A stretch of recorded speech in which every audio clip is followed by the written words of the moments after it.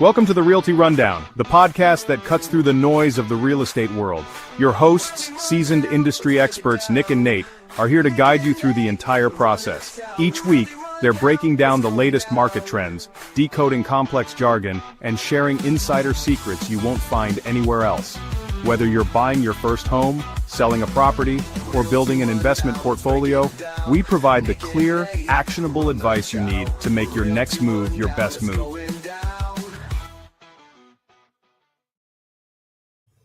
All right. Welcome everybody back to the Realty Rundown from the Nick Wyse team. I am Nick Wyse, solo one more time.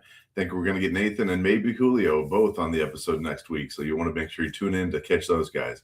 All right, guys. Last week, I was in Washington, D.C. for the National Association of Realtors legislative meetings.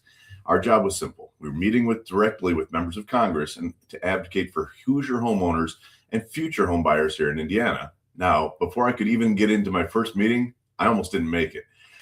When I arrived at the Capitol to meet with one of our U.S. senators, security actually stopped me and said the secured area was already at capacity.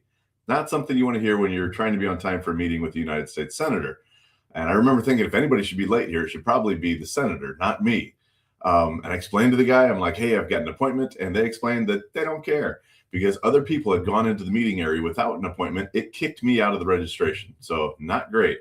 Fortunately, our fearless government affairs director, our GAD, as we call it, for the Indiana Realtors Association, Maggie McShane, came to the rescue. She worked with security, managed to get a few people booted out of the rooms, and then they finally let me in just in time for the meeting to start. So, Maggie, if you are watching, thank you for saving me. All right. The reason that I tell you that story is because the meeting was worth it. I'm glad I made it. One of the biggest pieces of legislation that we discussed was the 21st Century Road to Housing Act. At the time, this bill was still making its way through Congress, so it was important that we got the chance to explain it to the senators who were just about to go vote on it. Well, folks, today it's officially on the president's desk, which means it got passed. It got passed with massive bipartisan support. So I just want to talk a little bit about what this bill actually does, because I've seen some misinformation out there on some online forums, even on Facebook itself, and I want to talk about what it might mean for Hoosiers. So right now, we've got one of the things it does, reducing regulatory barriers, which sounds like your classic Washington, D.C. language, but here's what that actually means. It can take years and mountains of paperwork to get approval to build new houses.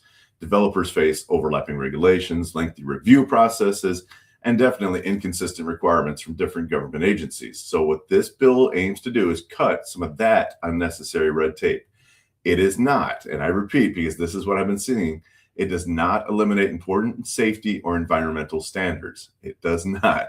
The goal is to simply eliminate delays that make housing even more expensive before construction even begins. So it also, by doing this next step, is one of the huge keys to how it can do that. It's going to modernize our federal housing programs.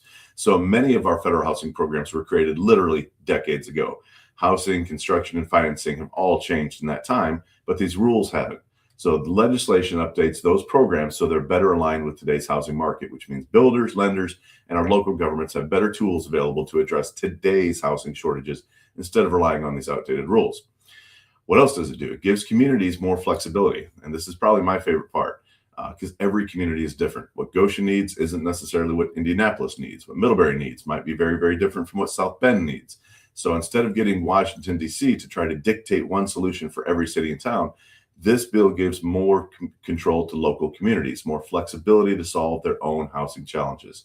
So allowing local leaders to make decisions that fit their neighborhoods and their residents. I love it. If you know me, you know I'm very much a Republican kind of guy in the sense that I want government to be localized. Give us control locally. We don't need a one-step solution for everybody. That never works. All right, guys. Another thing it does, it makes financing a little easier. Got to talk about the money, right? Anytime we talk about housing, because building homes is not cheap. The legislation expands and modernizes several financing tools. We're not going to get real deep into what that is, but basically it makes funding new housing developments a quicker process. And it is not the government writing these blank checks to developers, but it means developers, builders, communities have better access to financing just to help get these projects off the drawing board and into construction. Because at the end of the day, you cannot solve a housing shortage problem if houses never get built. So what does all this mean for Indiana? It doesn't mean that suddenly home prices are going to fall next month, and it doesn't mean that mortgage rates are going to magically drop, because they're not. Over time, however, we're looking to remove these unnecessary obstacles and build more homes, creating more inventory, thereby giving buyers more choices and hopefully improving affordability for future generations. If you've tuned in for a while, you know this number. We are about 20,000 homes short here in Elkhart County alone. That's just Elkhart County, 20,000 homes short of what we really should have to give more flexibility, to give a broader range of inventory, which by doing so, if you know supply and demand, more homes means stable pricing. We're not going to see these 17 to 20% pricing jumps like we've had in some of the past years.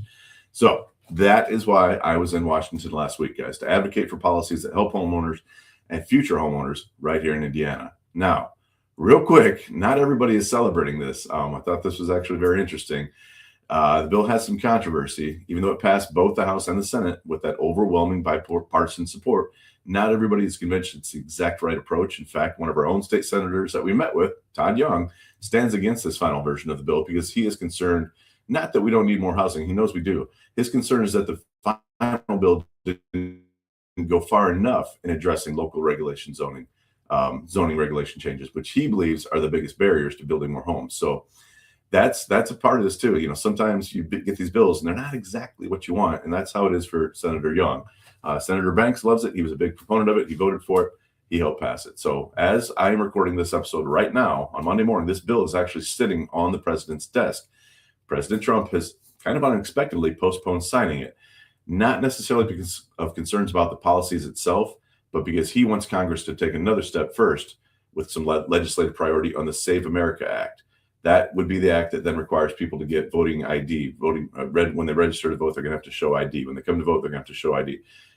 That is kind of the policy that he wants to have passed first before he signs this into law. So there's a delay now, even though this has passed both houses.